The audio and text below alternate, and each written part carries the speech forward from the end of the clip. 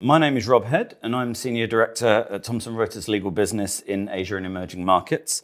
It's an exciting time to be working in the legal industry, with the adoption of AI leading the agenda of many organizations. In-house legal teams and private practice firms are seeking out the efficiencies and the advantages that generative AI can provide.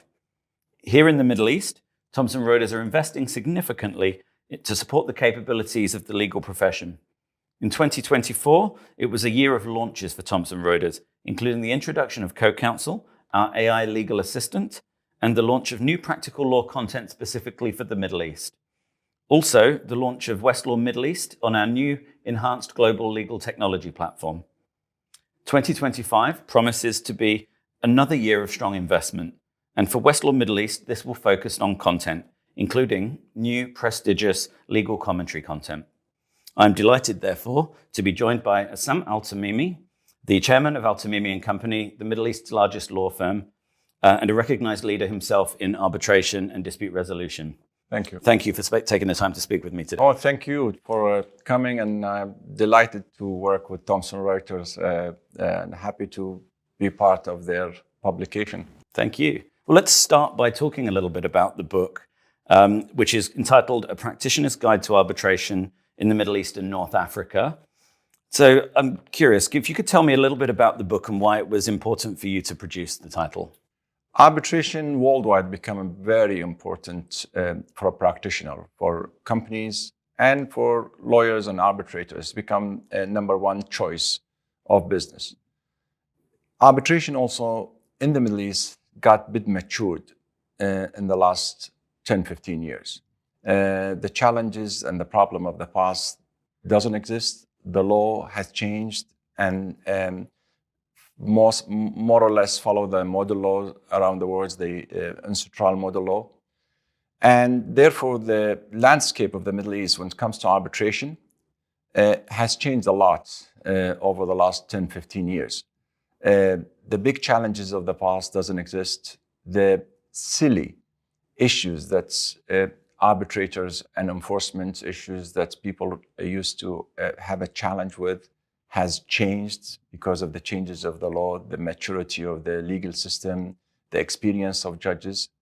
So I thought it was very timely manner that we basically give an update of how arbitration being looked at in each and every Middle Eastern country around the Middle East, and how the legal system reacts to arbitration, whether in terms of the new law that has been enacted in different countries, the rules of different arbitration centers, as well as, which is an important subject for arbitration, is the enforcement of foreign arbitration awards. So this book, with the help of Thomson Reuters, we put it together, and we tried to summarize, in particular, dealing with particular question and answer of particular interest of practitioner and people who want to learn about the area, or they have an issue with regards to particular arbitration agreement they want to enter into, whether that's in Algeria, Morocco, Abu Dhabi, Saudi, or they'll have a legal a question that they need to deal with when it comes to enforcement. And this book seems to put everything there under in a one volume to help even a student at a university to learn about how the arbitration law works and how there is some differences still between one country to another. And how do you see the role of arbitration evolving and the landscape in the arbitration world in the Middle East evolving over the next few years? In the Middle East, in particular, is growing tremendously, and it's every day is replacing and the rule of the courts. And the good news about the recent development in the court system, different from 20 years ago, the judicial system is very happy and encouraging for the arbitration to play their roles in the community to help the judicial system, which cannot cope in any country around the world with the volume of work. So actually, the judicial system in the Middle East has changed attitude toward arbitration. They don't look at it as an opponent and adverse, whereas they think it's another help to the legal system. The the excellent news about arbitration is the talent. It will be very difficult to find arbitration without a good law and talent beside it.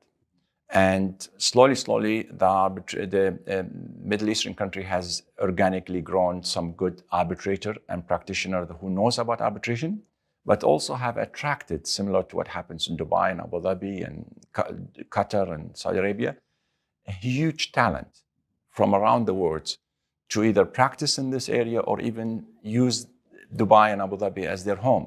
So we have now a good, talented arbitrators from the Middle East, from the international worlds, to practice in the Middle East on issue that's Middle East related or international arbitration that's basically dealing with any international issue. Mm-hmm.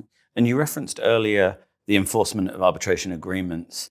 I'm wondering if you can elaborate a little bit on the challenges that the practitioners have been facing in this space and how that landscape might move and make that more simple. That's very important because there is no meaning for getting an award or a judgment if you cannot enforce. And the challenges of enforcement. 20 years ago was enforcing an arbitration awards in the Middle East was tossing a coin. You have a 50% chance of enforcement and 50% basically there is a challenges that the arbitration awards not enforced, and there is always a way of which either one of the advocates or the court find a small type error somewhere in the arbitration awards where they use it as an excuse to set aside the arbitration award. Now, with the developments of the laws, arbitration laws in the Middle East, and there is a new law in place in most of the Middle Eastern countries that have actually dealt with these silly argument that used to be brought up in challenging an arbitration award. So I can talk about with confidence, as far as the UAE concerned, for example, that it's extremely difficult now to set aside an arbitration award, and most likely the grounds for setting out an arbitration award has to be within the limitation of the New York Convention. Beyond that will be very difficult. So very similar legal system to what else available, whether in the United Kingdom or France or elsewhere.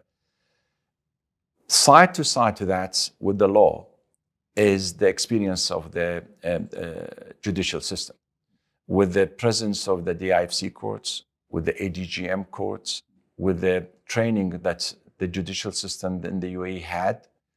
Now their understanding of the arbitration has become more detailed, more refined, and therefore any argument to set aside an arbitration award doesn't fly anymore within the judicial system because it's become robust experience.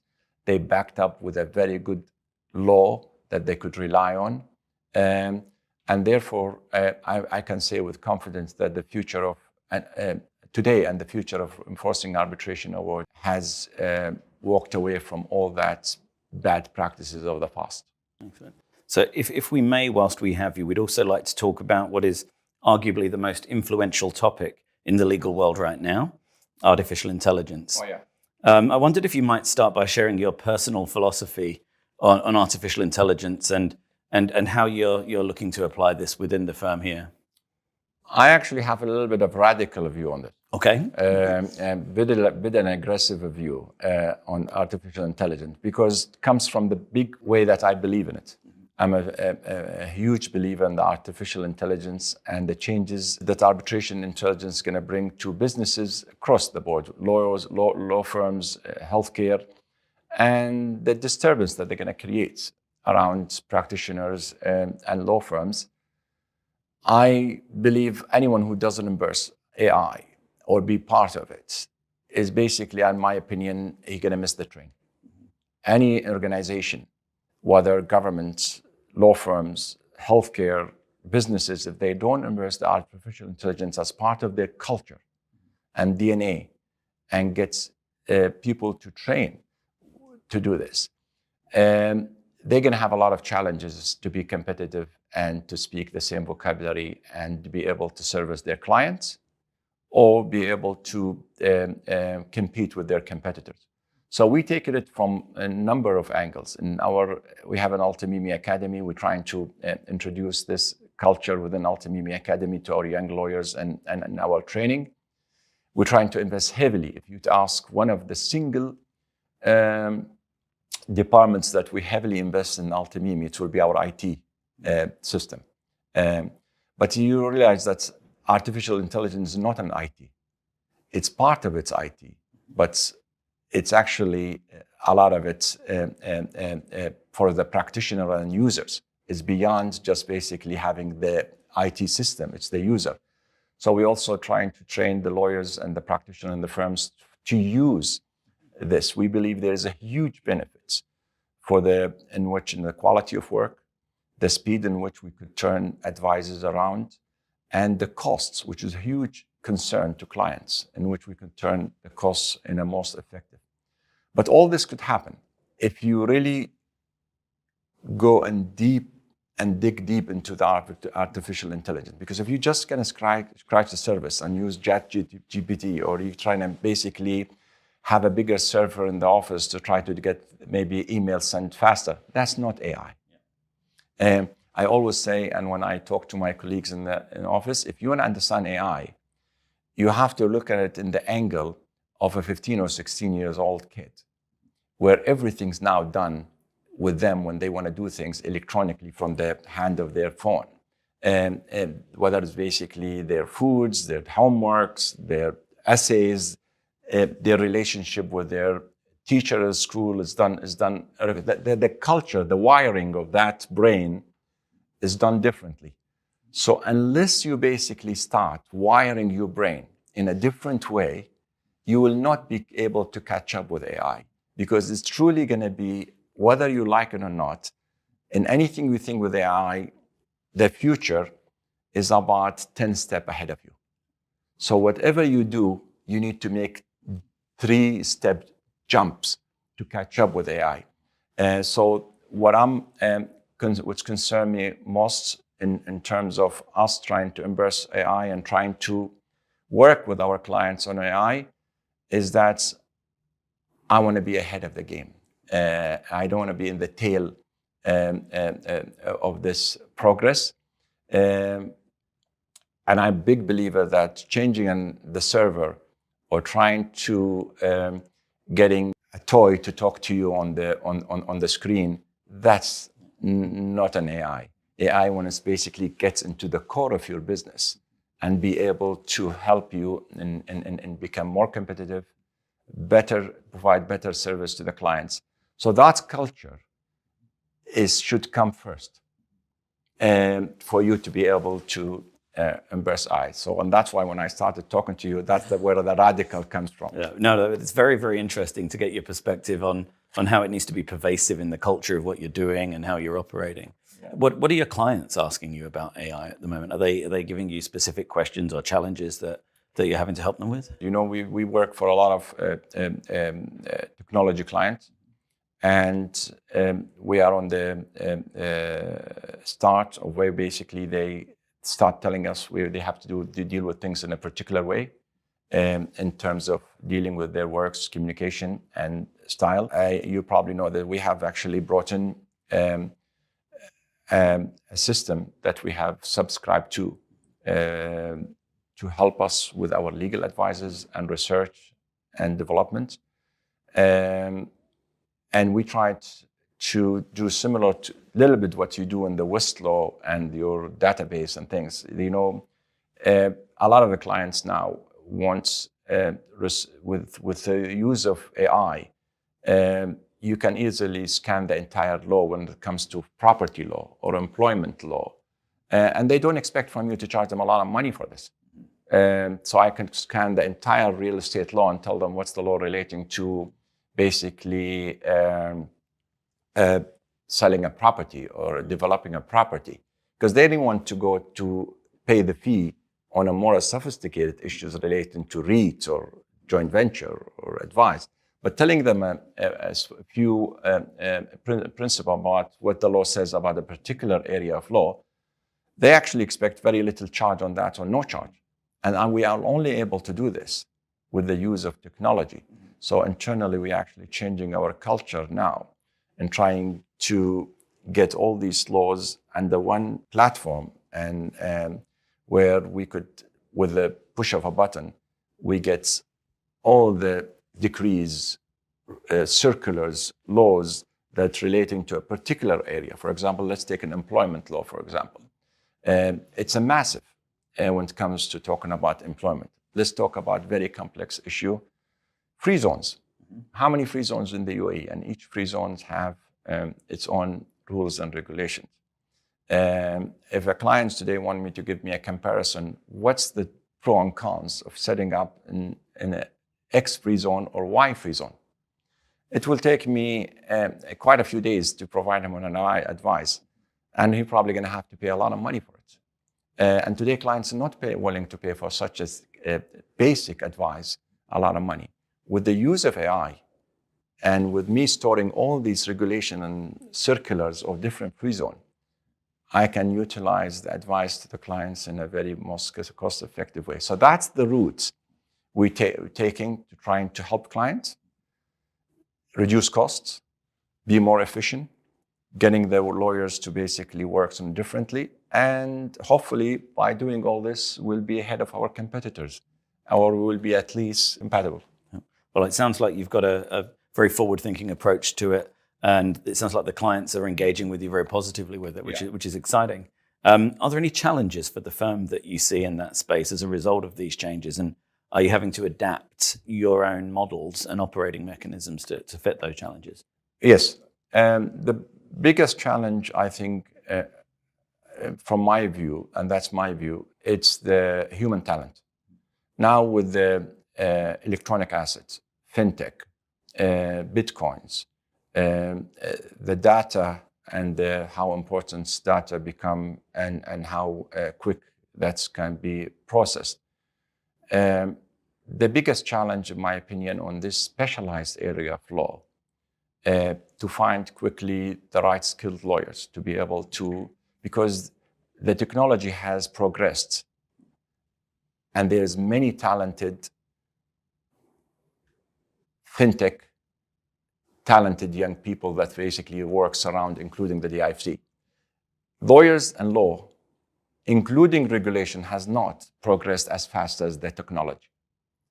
So we are always catching up with the technology.